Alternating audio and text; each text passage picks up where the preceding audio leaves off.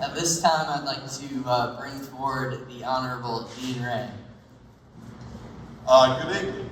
I'd like to take the opportunity to congratulate all of the inductees tonight. All of them are very worthy of this honor, so congratulations. Me and Chip go back decades, long time, and he gave me a call and said, "Hey, would you come out and introduce me at the Hall of Fame?" And I said, "Well, sure I would." And I confessed to him a couple of months ago that I had a couple of thoughts when I hung up the phone. My first thought was, I got him where I want him. Oh yeah, I got Chip right where I want him. I get to tell some stories. And of course, the second was, how do I turn this into a roast? Do we really have time? I mean, that's entertainment, right? But my wife was saying, no, he did not ask you to roast him, he asked you to introduce him. So I said, yeah, you're right. So, Chip, you are off the hook, buddy. Maybe next time. Anyway, let's talk about Chip. In 2001 and 2002, the Mebane Youth Soccer Association formed here in Mebane. And Chip was part of that core group that came to the city and said, hey, we'd like to have a soccer association here in Mebane. And believe me, it took off like a rocket. Here we are 20 years later, and the Mebane Youth Soccer Association is a force locally, in the state, and national tournaments, and that is amazing. Chip, in those 20 years, has served on the administrative board all of 20 years, and that's amazing also. Chip has served as the president, the vice president, treasurer, and the board of directors. Chip has coached co-ed recreation teams ages 4 through 8 and high school recreation teams along with boys travel teams ages 9 through 17. Since 2015, he has exclusively coached girls travel teams in the high school junior and senior ages. These girls teams have competed at the Classic Division II and Division I levels, winning pre- and post-season tournaments. Chip was the driving force behind girls soccer here in Mebane.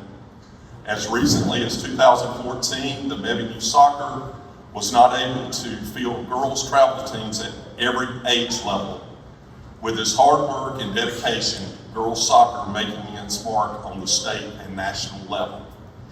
Ladies and gentlemen, the Mebane Sports Hall of Fame honors itself by honoring Coach Chip FOUSHEE with the Hall of Honor Award.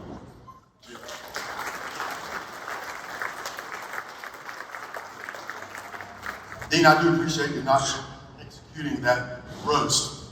However, I was prepared. I got a bucket of dirt right here that I was going to cast out.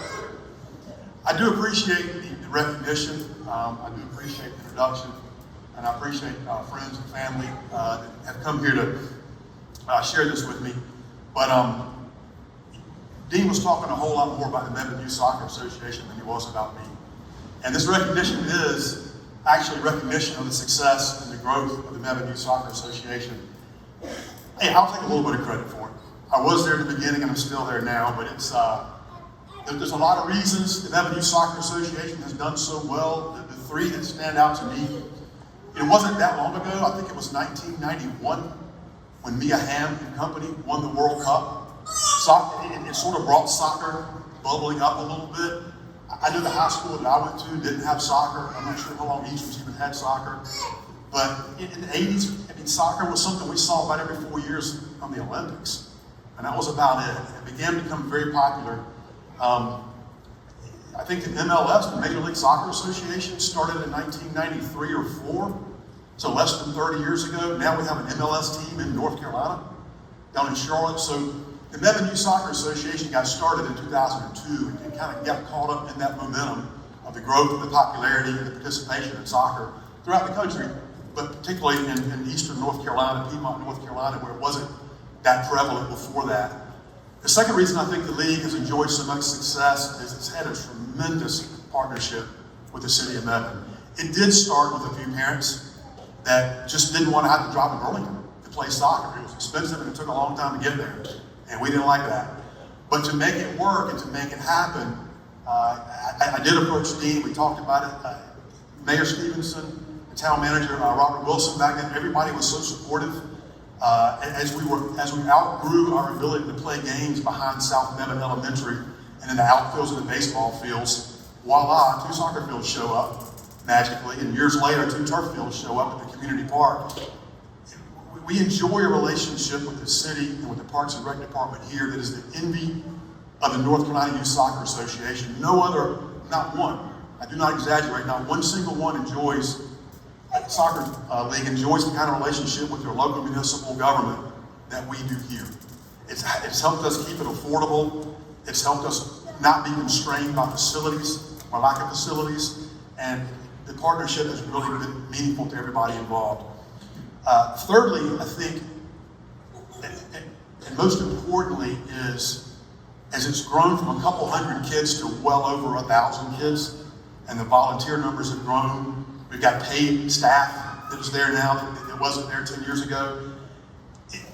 The Mebane Youth Soccer Association has remained a community soccer league. There's a couple parents in here, I wish there were more, but I coached my kids when they were 4 years old in Mebane.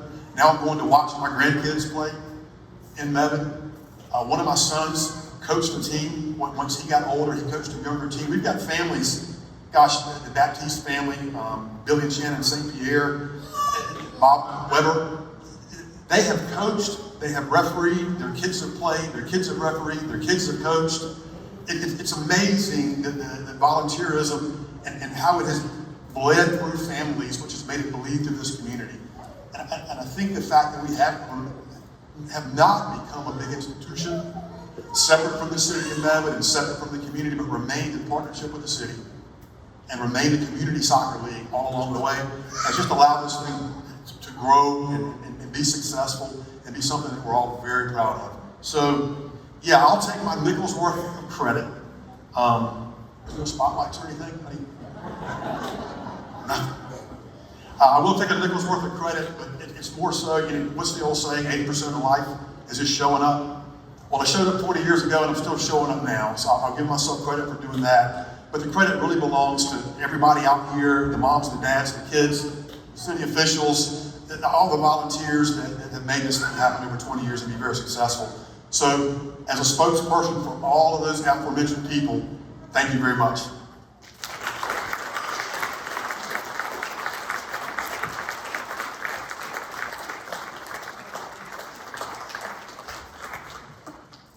At this time, I'd like to welcome back to the stage Mayor Ed Hooks.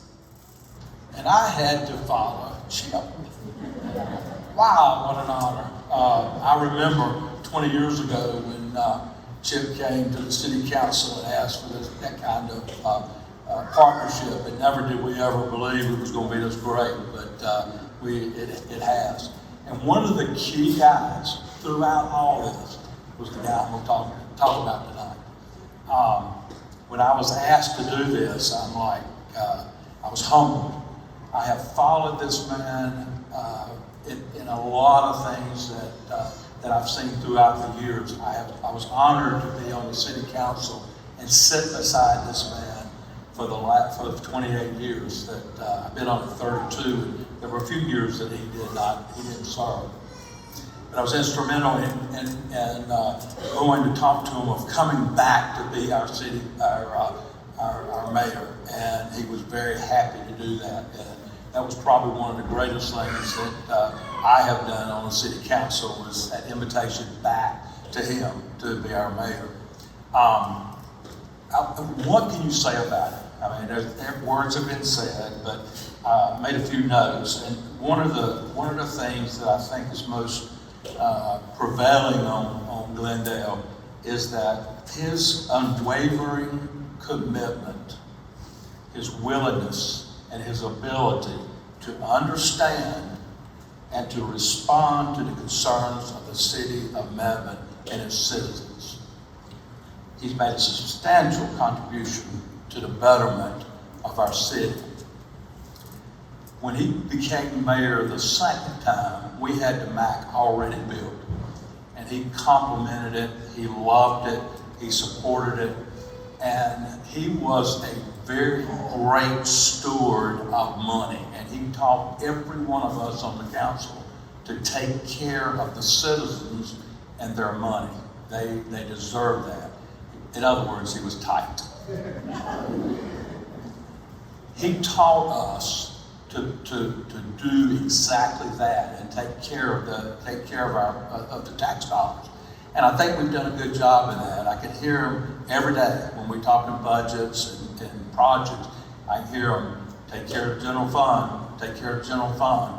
And he was always a great businessman and a very professional one as mayor. Mebane grew while he was mayor in his 35 years. Population of Mebane at the time he became mayor was somewhere in 1700, and now we're approaching close to 20,000. And our tax base went from a little over 20 million to 2.6 billion.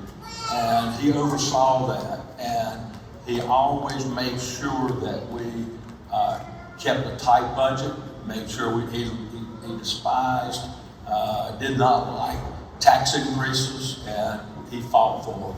And I can go on and on and on about a great man. The honor of following him has been immense. I asked him after my election, he actually asked me, encouraged me to run for mayor. And I had sat beside him for 35 years, and I'm like, this is easy. This is easy, man. The guy, this is nothing to it. And I got the job. But I asked him one time, did nobody run against me because nobody wanted a job? And he goes, look, nobody wanted a job. So it's a tough one, and we've been through a couple of years that probably unheard of with COVID and everything, but we've survived. But Glendale made Mebane a better place. We're better knowing him. We're better people for having known him. I was very lucky to be mentored and to watch by his side over the years, and I hope I am 1/10 or 1,000th. I'm like Chip, the nickel part of Glendale, because he was so impressive. He was so concerned about the city of Mebane. It's unreal. I miss our meetings. I miss our council meetings with him. I miss everything about having Glendale in our lives. But he's at a better place, but we still honor him, and we thank God that we had the opportunity to know him and to live our lives in Mebane with his direction and his love of the citizens of Mebane. He brought respect. He brought honor. He brought integrity to the office of the mayor and to the city council. He demanded that of us. He exhibited the highest level of ethics and maintained a superior moral character. And you can't ask for a better recipient tonight, along with Chip, Glendale Stephenson. So I'd like to have the plaque.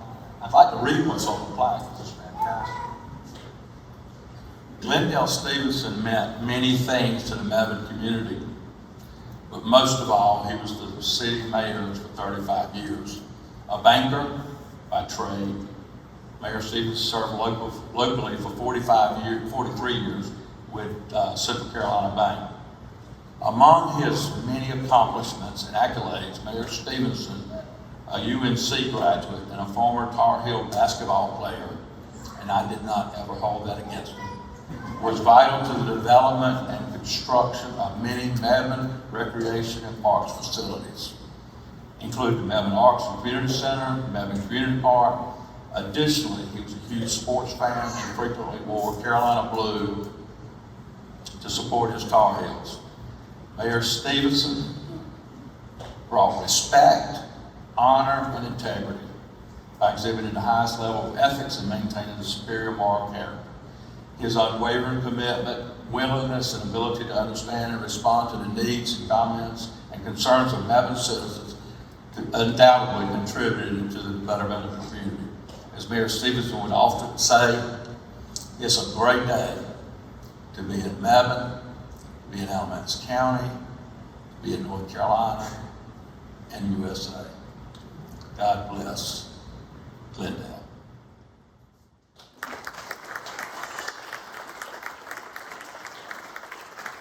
I had no idea that I was going to say anything. So I was sitting out there wondering, I said, what would GLENDEL say? He's with me. He's always with me. It's an honor. He would just be so happy to have been here. I know that he loved Mebane, and to have this in his honor, certainly the family really appreciates him very, very much. He's missed. I love him dearly. Nobody else like him in this whole wide world to me.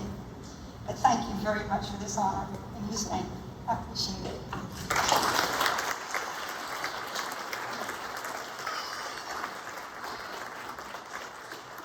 Next to the podium, Mike Garrison.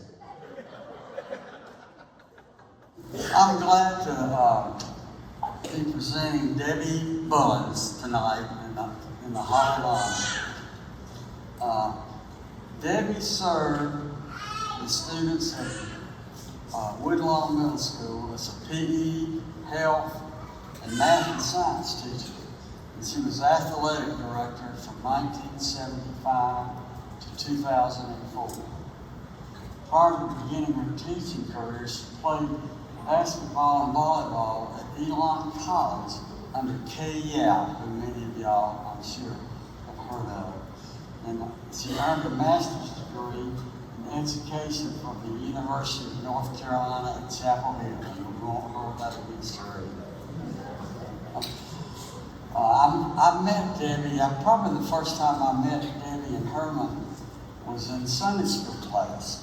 And that's probably been 40 years ago, and we're still in the same Sunday school class. It's just such a blessing to see her work in the church and with people in this community. Debbie had a tremendous impact on the Woodlawn athletic program. She was the first female football coach in the state of North Carolina, the first female football coach in the state of North Carolina. She coached at Woodlawn from 1975 to 1977. She was instrumental in starting the girls' softball and volleyball programs in 1976, and both girls and boys soccer program in 1991. She coached the girls' basketball, soccer, softball, and volleyball team for several years. Over her 30-year career at Woodlawn, Debbie shared her passion for positively impacting people through teaching and coaching. She hopes to continue her support to the young athletes in the community and the teams in the community for the remainder of her life. I would like to gladly present Debbie Bullins into the Hall of Honor.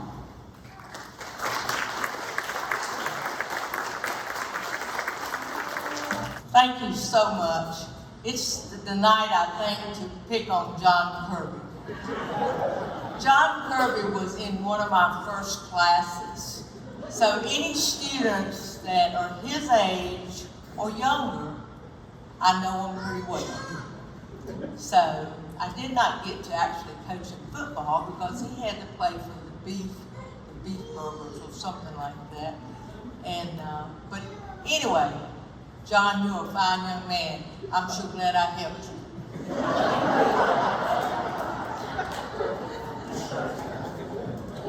There's a few people I'd like to thank for my ability to be able to do what I've done for this community, and hopefully I can continue to do some things.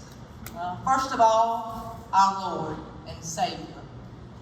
He gave me the ability to do what I have done, and I thank Him every day that I was able to do for this community. I also would like to thank my family. It took time away from my family. Herman would join me in coaching, which was very nice, and we were always on the ball field together. My son and my daughter, they were also on the ball field. They started playing soccer when they were 4 years old. And we're some of the parents that had to go to Davidson Park in order to have our soccer games. But it's okay. We went right on, and yes, we did start a lot in the middle school for the girls and then for the boys and girls soccer team. I figured out one time that I had taught or coached 6,000 children that came through the Woodlawn Middle School doors, and that was great. I also got to meet a lot of parents, and I still see some of my parents here today, and I just hope that in my lifetime that I was there coaching, that I actually made a difference in you, your children, and especially this community.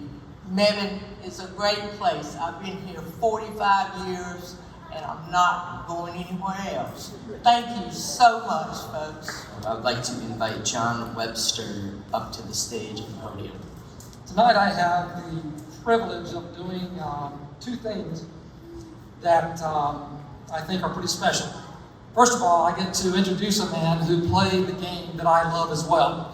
If anybody knows me, has known me for very long, knows that basketball was a love of my life for some time. But I also get to introduce to you a backyard neighbor. Has been my backyard neighbor for roughly 25 years. And so we've gotten to know each other pretty well over the years, and I jumped at the chance and the privilege of being able to introduce him tonight. Let me tell you a little bit about Gerald Smith. Gerald was the first basketball player to score for Alamance Eastern High School. Now, whether it was a free throw or a field goal is up for debate. He couldn't remember either. So, but anyway, there was a first scoring opportunity there. Also, the school, he was in the first school year of Eastern Alamance, which was in 1962, which, by the way, was the year I was born. He was in the first graduating class of 1963. But he spent his first 3 years at Haw River High School, which was a fierce competitor with Mebane at that time. And so he ended up playing his senior year with some people that he used to fiercely compete with. In the inaugural season, Gerald led the basketball team, averaging 26 points and 16 rebounds. This was before the three-point line came into being. He was named the 1963 AP Press All-State Team. He was a North Carolina East-West All-Star selection and was named Most Valuable Player of the All-Alamance County team, named by the Daily News. He continued his career at East Carolina University and was the only Division I basketball player from Eastern Alamance for roughly 40 years. He was pursued by a number of Division I schools, UNC, State, Carolina, and others, but Gerald had not taken a foreign language, which back then was something that was fairly important. Let me give you a few stats from his high school and college career. In his final high school game against Eden Moorhead, he scored 38 points. It was a game that he fouled out of, actually, but as he exited the game, people in the crowds from both sides were standing and clapping, giving him a standing ovation. He scored 45 points in one game. 45. It was a game in which Bones McKinney from Wake Forest was in attendance, as well as several other well-known college coaches. To Southern Alamance, he was a bit of a terror, because he would score triple doubles, 24 points, 22 rebounds, and 10 blocks in his first outing with Southern Alamance. The second outing, he scored 35 points and 17 rebounds. In the Mid-State 3A Conference, he clinched the undefeated season against Western Alamance with 26 points and 26 rebounds. 26 rebounds. That's a lot. At ECU, his senior year, he scored 34 points and 13 rebounds against Old Dominion. 23 of those points came in the second half, where he hit the tying and the go-ahead shot, and they won 90-88. Keep in mind, no three-point line. And they won that game against Old Dominion. So these are a few of the stats that I had from Gerald. There were a lot of others, but I didn't want to spend a whole lot of time. I want to give him a little bit of fuel for his speech. But I do want to introduce to you my neighbor and a man that I look up to, quite literally, Mr. Gerald Smith.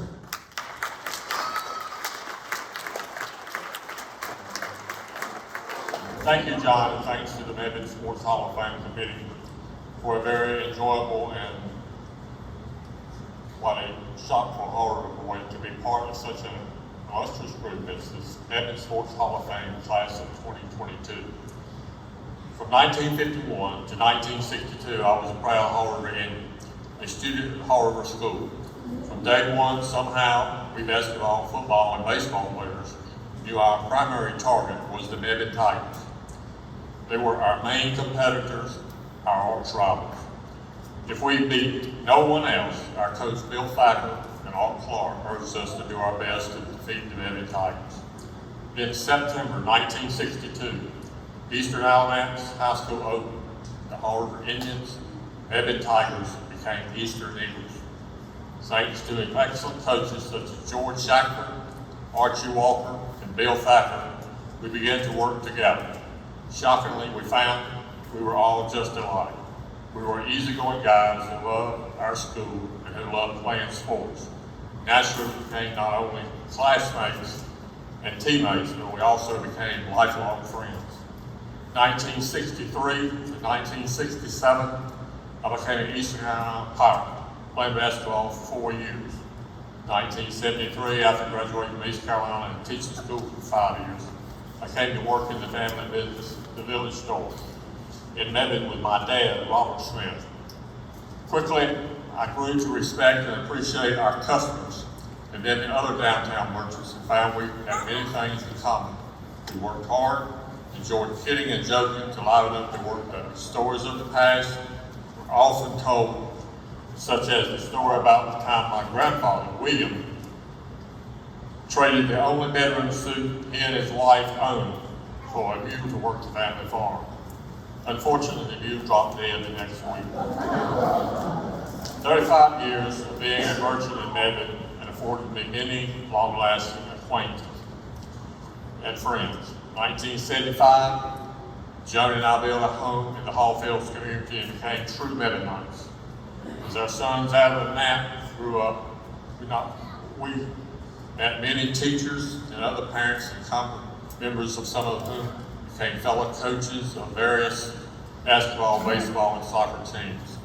Mebane provided us with constant friends and neighbors. 2007 brought retirement, more time to enjoy our grandchildren, who now number the fabulous 5. Also, I have more time to spend chasing golf balls around golf courses. Somehow, 59 years have passed since the Eastern Alamance High School began my education about Mebane and our people. Mebane, main competitors, foes, arch rivals, no. Mebane, classmates, teammates, business associates, fellow parents, coaches, family, neighbors, cherished friends, yes. It has been an honor for this Horriver fellow to become a thankful, happy, content, proud Mebane. Thank you. Now I'd like to welcome to the stage Coach Anthony Noel. Everybody doing? Everybody sleepy? Come on, wake up. It's an honor. It's an honor to be here to share with you guys a little bit about the girls track team. First of all, I didn't know anything at all about track. Coach, I played football, basketball, and baseball in high school, and I got into track. I was in the cafeteria one day, And a young lady named Tabitha Austin was in the cafeteria crying. And I had cafeteria duty, so I was in the cafeteria. And so I asked Tabitha, like, why she was crying. And Tabitha said, we're not gonna have a track team. And this was in 1997. And so I was like, why aren't y'all gonna have a track team? She said, the person that was supposed to coach track, like, is not gonna coach. And so I go down to the office, trying to do what I can do and try to take care of the student. And so I go talk to Ms. Hayes, and Ms. Hayes said, we don't have a coach. Are you interested in coaching? I said, Ms. Hayes, I know absolutely nothing about track. She said, that's okay. We'll send you to go to University of North Carolina and talk with the track coaches and go learn some stuff and come back and teach our girls. And so that's what I did. And the very first year in 1997 at the state championship, I fell in love with track. Track has a lot of athletes, a lot of great athletes that I didn't know anything about because I didn't play. And so the very first year I fell in love with track, we had 9 girls. We had 9 girls our first year, but 4 of those girls went to the States in different events, 100, 200, 400. We didn't have any girls running any distance events. So long story short, I went to Coach KNOX, which anybody know anything about track know that you don't do anything without talking to Coach KNOX about track.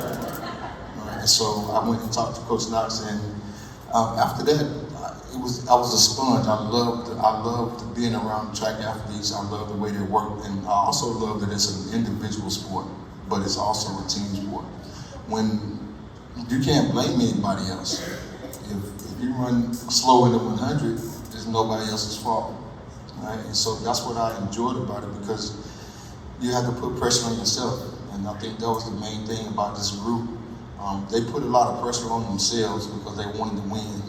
We talked about having summer workouts every year since I started there, and they were the first group that actually came and worked out over the summer before 2005 when they won the state championship. So it's all about hard work and commitment and dedication, and so those girls had it, and so it was a privilege to work with them, but working with girls is very different. All right, to say the least, working with girls are very different because they come to you with things that boys don't come to you with. All right? And so, so long story short, like the girls they were great as far as the workouts, coming in the summer and working out. And so I remember the relays are all about exchanges. All the girls are pretty much running the same speed. It's all about who exchanges the baton, who gets the baton around the track the fastest. So we go out and we win the conference tournament, we get to the regional. So the relay team has been set all year. You don't really change it. Like, you find what works and you leave the team alone. So we're at the regionals at Western Guilford, and I can't remember which one of them it was, but they came up to me and they said, like, we're getting ready to run the race. The race starts in maybe 20 minutes. Coach Noel, we're gonna change the order of the relay.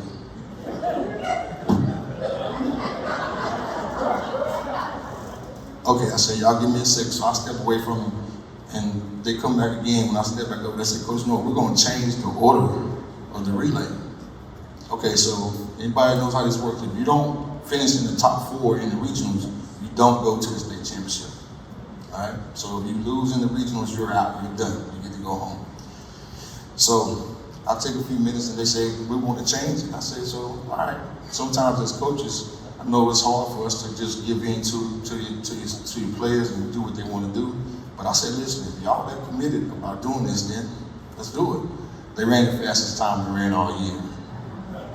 All right, and so the commitment, and sometimes when, as coaches, we try to take over, but sometimes our athletes know better. And so they changed the order of that relay, and the time went down in the regionals, and it also went down in the state championship.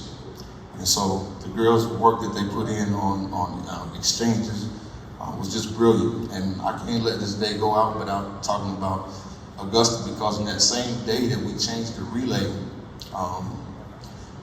like I said, you got to get in the top 4 to make it to the state championship. We changed the order, and so the second exchange on the far side, the third exchange on the far side. So Augusta's getting ready to hand the baton off. And they had to practice these exchanges because they just changed the order that day. And so Augusta, they were coming into the third exchange, and somebody got out too early. And one of them know who they are, they left too early. And so Augusta had to, like, you got a line. If you go out of the line, you go out of the exchange zone, you get disqualified. So Augusta dove, like, she scarred up her arms and shoulder and everything, and in order to get the baton to the next girl. If that hadn't happened, then that relay wouldn't have made it to the state championship.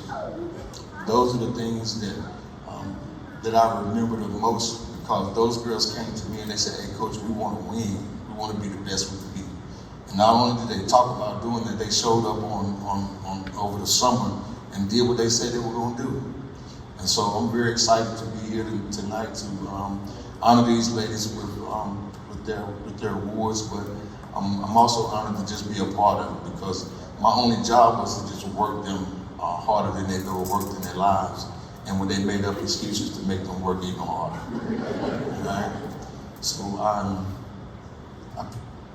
all right, so ladies, we get the ladies. Can y'all come up here, please?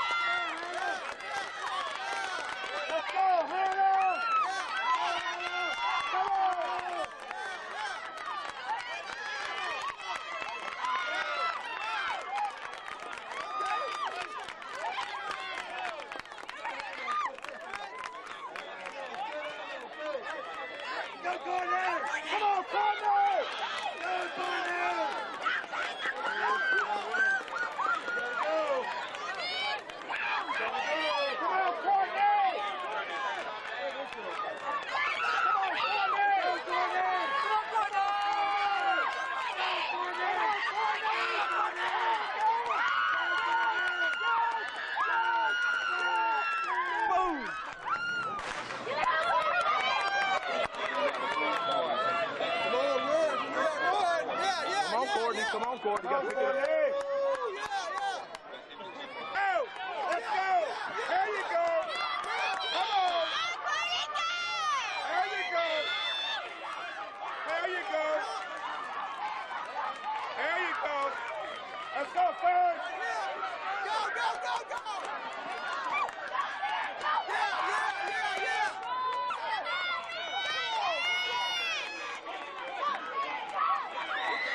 Okay, keys up.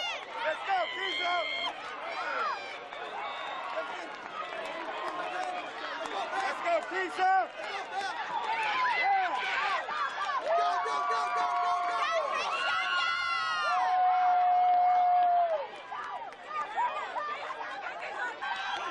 Push it. Let's go, Costa.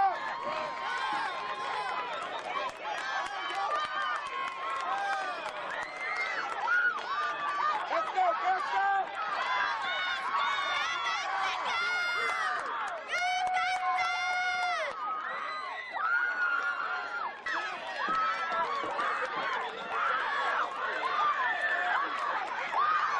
Come on, Gasper. Come on. Come on, Gasper. Look. Thank you, guys. I just want to thank the Mebane Hall of Fame on behalf of all of us. I I somehow got nominated to speak because no one else wanted to. But I want to thank also all of our parents who sacrificed for us when we were in high school and all of our practices. So appreciated, and I do think this team was solid. We wanted it since we were freshmen. We all ran freshman year. We all went to, you did it? Okay, Keisha didn't, my bad. But as we got older, Augusta included, and Farron, who is not here today, we knew we wanted to win states. We all had matching cleats. We picked out our uniforms. Like, we were going to go all the way, and nobody was going to stop us. So we are so grateful for our coaches who showed up in the summer. We did show up in the summer, whether we complained or not, the entire time. We were there. And I think Keisha was the one that said maybe our ankles aren't so good these days because of all the steps we had to run. And that might have been because of the complaining that we did. But needless to say, just so grateful for this group of girls, the resilience that we showed over the years, and just the strength and the courage that we put in to accomplish a goal that we were able to do. We were a group of seniors, and actually Keisha, Augusta, Courtney, and I ran the 4x2 and the 4x4, but Farron was also a senior, and she wanted a ring, so we switched it up and allowed her to run the 4x4, and so all 5 of us got a ring our senior year, and it just meant a lot to do all that together. So once again, just so grateful to those that sacrificed for us.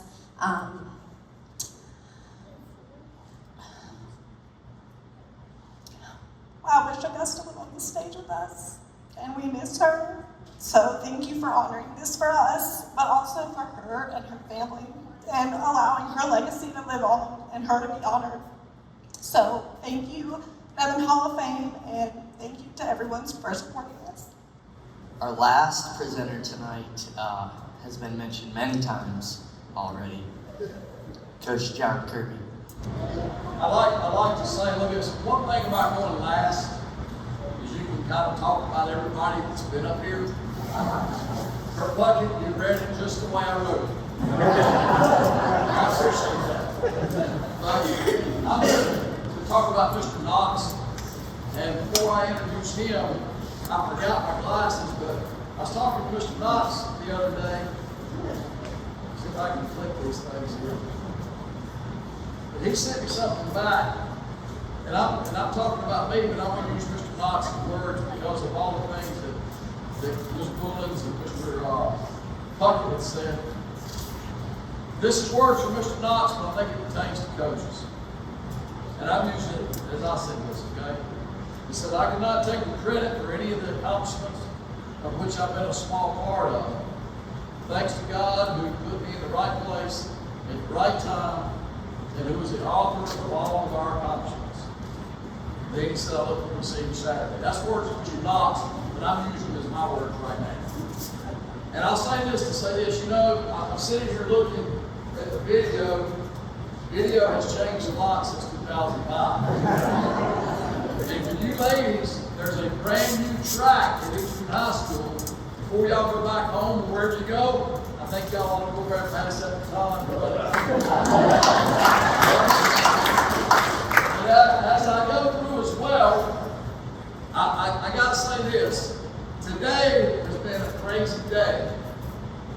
And I think sometimes Coach Noel, as a head coach and as a coach, you worry about things that you want to be right.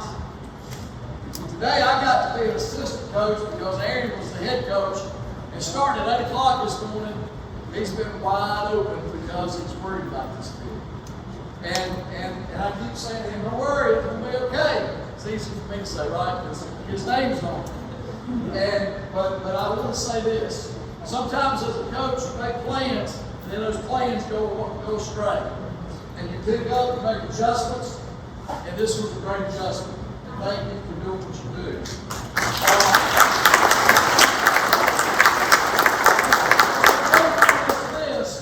I agree that B.J. Chopley is a queen. She has helped out at Eastern High School for over 30 years and continues to work. And today when I talked to her, she said we do need to sit down and talk about how much longer we're going to be doing this, because we got a package deal. We'll do this together. Mayor Hooks, can't say enough about you, and I'm going to get Mayor Stevens to this too. He laid the foundation. And when I think of Mebane, I think of Glendel Stevens, but I also think of you too, Mr. Hooks, because I think you, if it ain't broke, don't fix it. And you have continued to, he laid the foundation, but you're continuing to grow with it. Chip, I can't say enough about you, about how you continue to help us at Eastern ALAMANCE with soccer. Our soccer team just finished runner-up in the state. And it's, I think a lot of it's because of Chip and his work behind the scenes, and the winners just don't hurt none either, you know. But Chip, thanks for all that you do. And I agree with you. You got dirt on Dean, I got pictures. Right? Dean knows exactly what I'm talking about too. And I'd like to say this before I get to the band that I'd like to talk about. You know, Mr. Puckett, he read it just like we wrote a while ago, and he said that he was the number 2 person to speak. He also got voted out of all of those guys that Ms. Shockley talked about as announcers. He was voted, they took a vote on the most handsome one, and he finished second. Now the question is, who finished first? And everybody else tied for first.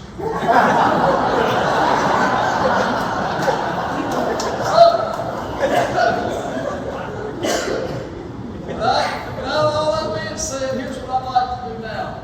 The man that I'm here to introduce, and before I get to that, I do need to say this too, because I want to go down the list. Debbie Bullins, great mentor, great coach. Had the opportunity to work with her. I didn't get to play on her football team, but I did get to, she gave me a lot of life lessons along the way as a coach and as a teacher, and I very much respect her. Anthony Noel was very smart when he said that he listened to those girls. He listened to those girls because as a good coach, you do what? Pretty much do what your athletes tell you to do. And with that being said, in 1992, John Kirby became the head football coach at Eastern ALAMANCE. We went undefeated during the regular season. It wasn't because John Kirby was a good coach, but it's because Anthony Noel was our quarterback.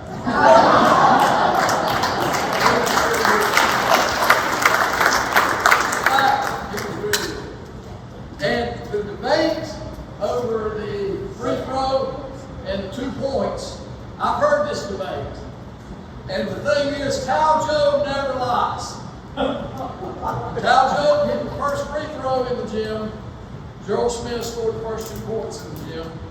And the word is that Gerald Smith is perhaps the greatest basketball player ever played Eastern. And I agree with that. The one thing about a businessman, though, you know these guys. Coach Joe has got his first dollar that he ever made. You know what I'm talking about? Got a little bit tight. And by the way, I'll say this, his name is on our gymnasium, Al Joe Gymnasium. But I'll never forget, Mr. Smith, I think I told you this one time, we went to your store, Coach Joe's, to buy a pair of shorts.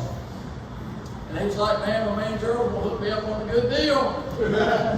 We got out there, I said, how'd you do, Coach? He said, he knocked a little bit off. I said, what did he knock off? He said, he didn't make me pay tax. I guess that was a good deal. But I looked around this room and I looked at people in here, and again, I started with Aaron, and Aaron took over from Dean. And, I mean, this Mebane is Mebane, and it's a great place to be. And, you know, even when we went in the bathroom earlier, went out in the hall, Mayor Hook said, how much longer are you going to do this? That's my 37th year. Just finished 37 years at Eastern ALAMANCE. It's not about me. I looked around at these young ladies, as you never know, but you know, you see your kids, and I think as an educator and as a coach, Coach Noel rode a long way to be here tonight.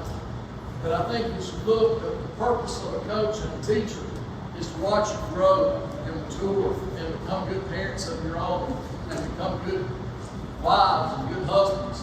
And you know, it just makes my heart feel good to see you ladies how close you are and what you've got right now.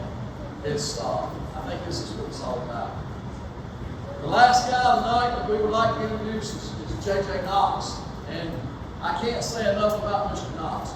The reason the agenda got switched was because Mr. KNOX was actually working at a track meet today at a state level.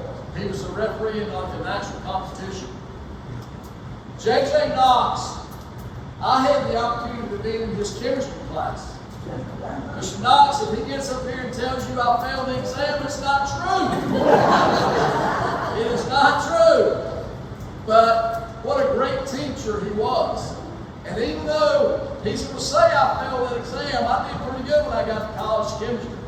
But it was because of the lessons that he taught us in class. But you know, I think he's being honored today because of his genuine giving. If you ever remember Mr. KNOX, if y'all remember this, where did he always drive? A big van, right? This is a man that's not married that drives a 16-passenger van. Let me say that again. A man that's not married is driving a 16-passenger van. You know why? Because in the late 70s, he approached our principal and said, look, we need to start cross country. We need to start cross country at Eastern Alamance because there's not another Alamance County school that's got this. The principal told him, if you can provide transportation and if you can buy uniforms, you can do it. Now, what did I just say that he was driving? A 16-passenger van. He made it happen. Mr. KNOX sacrificed so much for our students at Eastern. There was a time that he didn't have a desk for his room, he bought them out of his pocket. There was a time that the school system didn't buy chemistry books. He bought them out of his own money. To this day, he still comes back to Eastern, game after game, meet after meet, and times our track meets out of money that he purchased an electrical timing system. So, girls, we got an electrical timing system now. You know, we start with clocking. Y'all seen JJ at those meets? He's got that starter gun, and he's pointing all like this. And you just hold your hands up in the air. Might not be blanks in that gun, right? I'll never forget down in Davis, the legend coach was backing off with his constant on that gun. But the number of kids that he's supported, the number of things that he's bought out of his own pocket is unheard of. And he was inducted into our Hall of Fame at Eastern High School in the first class that was done. And I can't say he continues to come back, he continues to give, he continues to do whatever is needed. If you go look at the track program we have in Eastern right now, the hurdles, the high jump, everything that's involved in it, J.J. KNOX, or a big part of it. So I'd like to say this before I bring him up. Mr. KNOX did the track meet at Eastern, our conference track meet. The conference commissioner wrote you a check, Mr. KNOX, and wanted me to give it to you. You want me to just deposit it in school, or you want me to go ahead and do it? I think you'll say, I got you in front of people now. Seriously, I need to give you this check. Guys, without further ado, and a man without he doesn't need introduction, he hadn't changed a bit. He probably ran 4 or 5 miles a day before he came over here. And they chopped the cake. So proud of you, Mr. KNOX, and proud of the life lessons that you taught us. I think Coach Noel hit it on the end. He said, anybody that wants to know anything about track, go see who. And so use his words, you know, he'll tell you that the Lord put him in place. Well, the Lord, we're lucky to have you, and the Lord put you in our place. Mr. KNOX, thank you.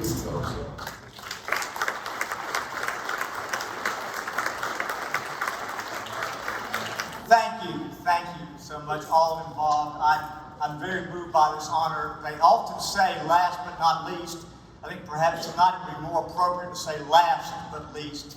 I'm fully aware that there are many who are far more deserving than I am, not the least of which is the man who just introduced me. As has been pointed out numerous times tonight, Mebane could never find a better representative than John Kirby.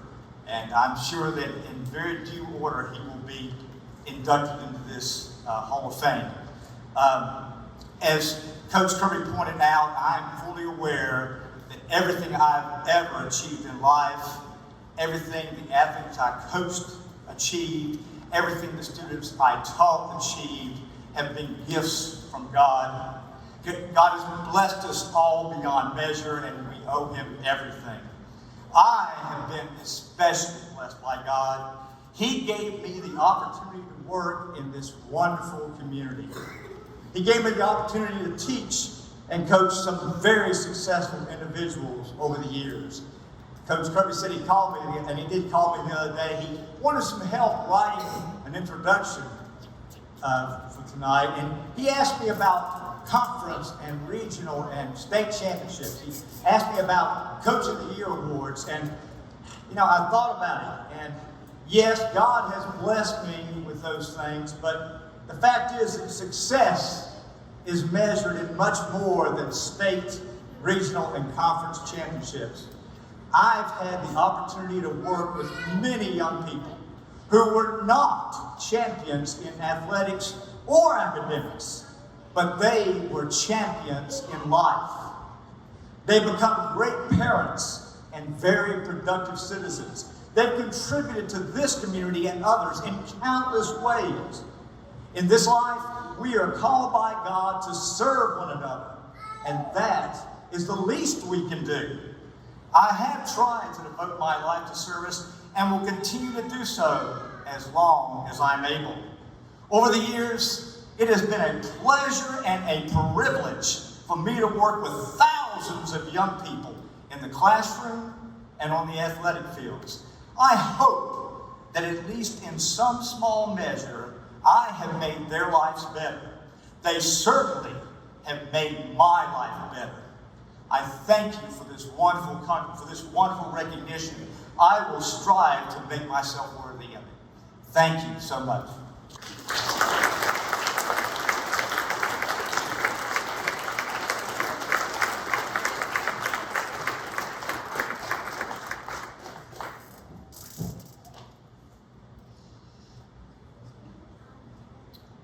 Wow, what a night. I've said many times in the last 3.5 years that Mebane shows up, and y'all did tonight. Thank you so much for being here. I want to thank all of you for joining us. I want to thank the committee. We're a team, the whole city of Mebane. We're just one big team, and we just play little parts. We're all leaders. And we're so happy that you could join us tonight. But again, I will leave you with a big thank you and thanks for coming. Drive home safely.